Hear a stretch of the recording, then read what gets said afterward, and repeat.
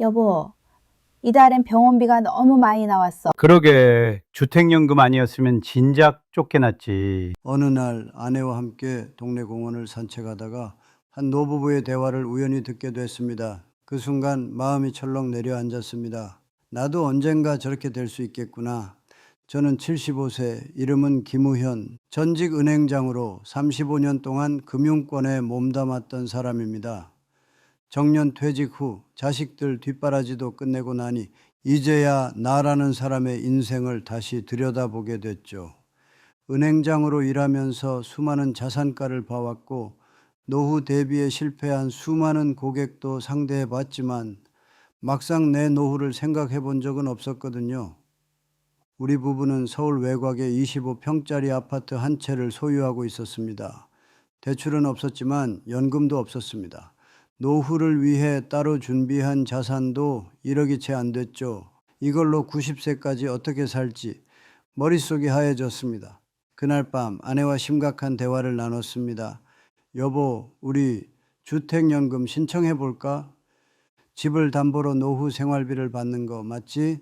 그래, 그게 아니면 나중에 자식들한테 손 벌려야 할지도 몰라. 그렇게 우리는 결심했습니다. 이 집을 노후의 자산으로 활용하자. 그 다음 날 나는 은행에 근무했던 경험을 살려 국민연금공단과 주택금융공사에 직접 문의를 넣었습니다. 몇 번의 상담과 서류 준비 끝에 우리는 마침내 주택연금 가입 조건을 충족한다는 통보를 받았죠. 집값은 당시 기준으로 3억 2천만 원, 이 금액으로 매달 약 95만 원의 연금을 받을 수 있다는 안내를 받았습니다. 처음엔 그 금액이 많아 보이지 않았습니다. 하지만 그 95만 원이란 돈은 의외로 우리 부부의 삶에 커다란 여유를 안겨주었습니다. 진료비 부담이 줄었고 전기요금이나 관리비, 납부도 걱정 없이 처리할 수 있었죠. 무엇보다 큰 건 마음의 평안이었습니다. 노후에 가장 무서운 건 빈곤이 아니라 예기치 못한 지출 앞에서 아무것도 할 수 없다는 무력감이라는 걸 그제야 알게 되었습니다. 그러던 어느 날 오래 알고 지낸 친구 정수 형님이 공원 벤치에서 울고 계셨습니다. 우현아, 나 진짜 어떡하냐. 들어보니 정수 형님은 평생 전세로 살아오셨고 60대 직장을 그만두신 뒤 고정소득이 없던 상태였습니다. 조금씩 아껴 쓰며 살아왔지만 아내가 갑자기 병을 얻으면서 병원비가 수천만 원 들었고 그 뒤로는 악순환의 연속이었다고 합니다. 아파트라도 있었으면 담보로 뭐라도 할 텐데 형님의 그 한마디가 가슴을 후벼 팠습니다. 나는 형님의 말을 듣고도 쉽게 위로의 말을 꺼낼 수 없었습니다. 그저 옆에 앉아 함께 말없이 시간을 보냈습니다. 그날 밤 나는 집에 돌아와 아내와 긴 대화를 나눴습니다. 우리가 이렇게 조금이나마 여유 있게 살 수 있는 건 사실 집 한 채 덕분이야. 아내는 고개를 끄덕이며 말했습니다. 맞아, 집이 없었으면 우리도 정수 씨처럼 불안했을 거야. 그때부터 나는 생각했습니다. 집이 없는 어르신들은 정말 방법이 없는 걸까? 다음 날 아침 나는 다시 금융 관련 자료들을 모으기 시작했습니다. 은행, 지자체 복지센터, 사회복지사와도 연락을 주고받으며 집이 없어도 활용할 수 있는 노후 소득 수단을 하나하나 정리해 봤습니다. 그중 가장 먼저 눈에 들어온 건 바로 기초연금과 주거급여였습니다. 기초연금은 만 65세 이상 어르신 중 일정 소득 이하라면 받을 수 있는 돈입니다. 2025년 기준 월 최대 32만 원까지 지급되며 부부가 모두 대상일 경우엔 최대 51만 원까지 가능합니다. 이건 신청만 잘하면 누구나 받을 수 있는 제도입니다. 하지만 놀랍게도 아직도 많은 어르신들이 나는 안 될 거야 라며 신청조차 하지 않는 경우가 많습니다. 두 번째는 주거급여입니다. 이건 집이 없어 월세를 내는 분들에게 큰 도움이 되는 제도입니다. 소득과 재산 수준에 따라 매달 일정 금액을 월세 보조금처럼 지원해 줍니다.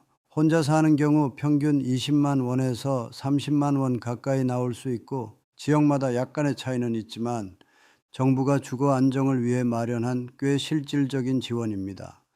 여기에 더해 노인 일자리 사업도 적극 활용하면 좋습니다. 요즘은 70대에도 활동할 수 있는 다양한 공공형 일자리가 많고 월 30만 원에서 40만 원의 보수를 받을 수 있는 경우도 있습니다. 몸이 힘들지 않은 행정 보조나 공원 관리, 아이 돌봄 활동 등 다양한 선택지가 존재합니다. 이런 소득을 모두 합치면 집이 없더라도 월 70만에서 100만 원까지는 확보할 수 있는 가능성이 생깁니다. 물론 넉넉하진 않지만 최소한의 생활을 안정적으로 유지할 수 있는 토대는 됩니다. 그러니 정수 씨 같은 분들에게도 절망하지 마세요. 아직 늦지 않았습니다. 라고 말해주고 싶습니다. 그리고 가장 중요한 건 정보를 알고 있는 사람과 그렇지 않은 사람의 격차입니다. 노후는 준비한 사람과 몰랐던 사람 사이의 삶의 질이 극명하게 달라지기 마련입니다. 아파트가 없다고 해서 무조건 불행한 노후가 되는 건 아닙니다. 다만 제도를 얼마나 제대로 알고 적극적으로 활용하느냐에 따라 삶의 안정성과 여유는 전혀 다른 양상으로 펼쳐집니다. 정수 씨는 얼마 전 동네 복지센터에서 열린 설명회를 통해 이런 사실들을 처음 알게 됐다고 합니다. 처음엔 설마 이런 게 나한테도 되겠어? 라며 반신반의했지만 센터 직원이 도와주는 대로 차근차근 서류를 준비하고 읍면동 행정복지센터에 신청서를 낸 지 한 달도 안 돼 기초연금과 주거급여가 동시에 승인되었습니다. 처음 통장에 돈이 입금됐던 날 정수 씨는 울컥하는 마음을 참을 수 없었다고 했습니다. 내가 쓸모없는 사람이 아니었구나. 세상이 나를 아직 버리지 않았구나. 그 작은 금액이 단순한 생활비가 아니라 삶을 다시 붙잡는 희망의 끈이 되어준 것입니다.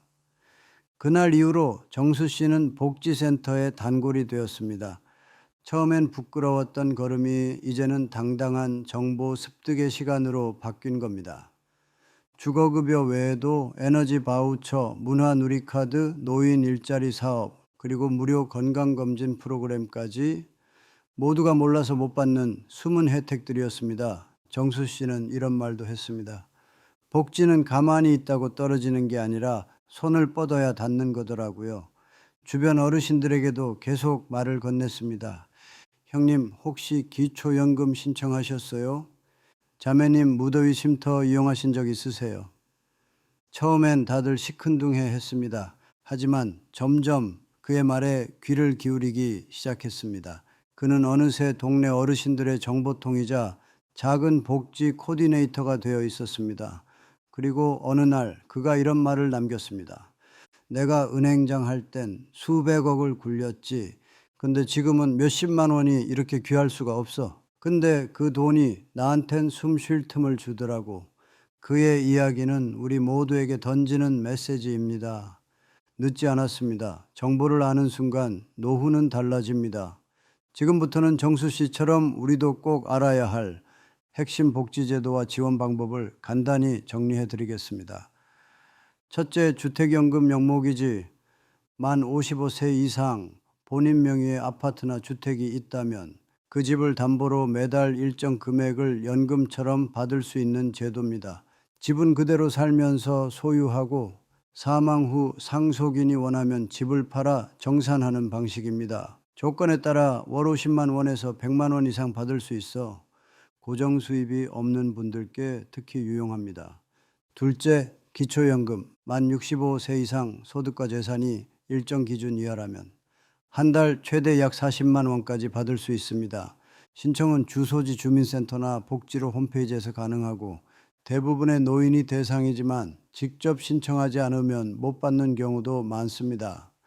셋째, 에너지 바우처. 더운 여름, 추운 겨울에 냉난방비를 지원하는 제도입니다.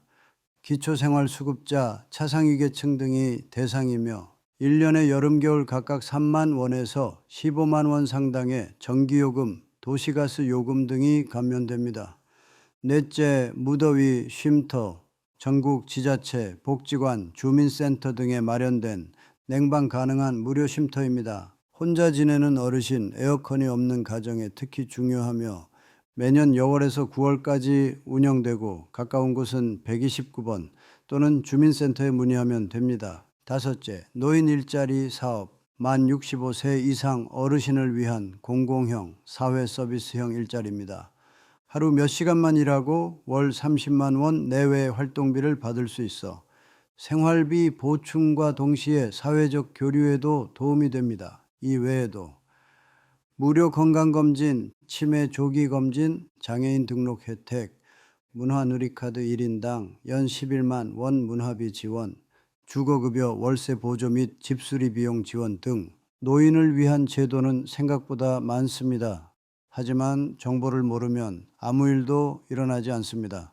이제는 모르니까 못 받는다는 시대는 지나야 합니다.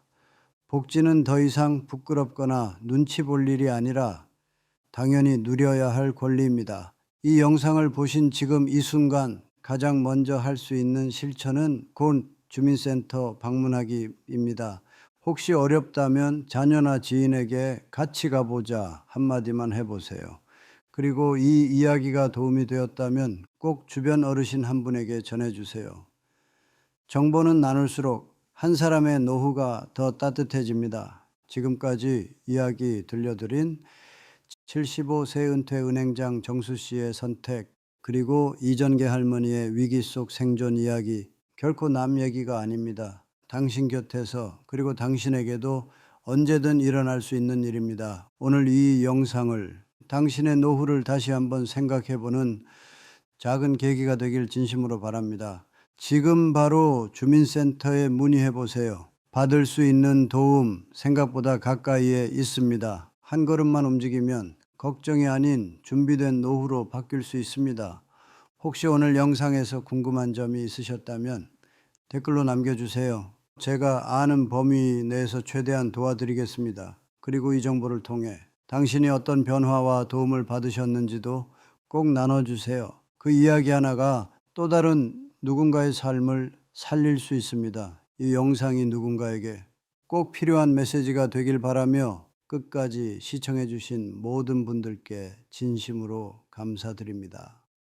늘 건강하시고 당신의 노년이 안전하고 든든하길 바랍니다.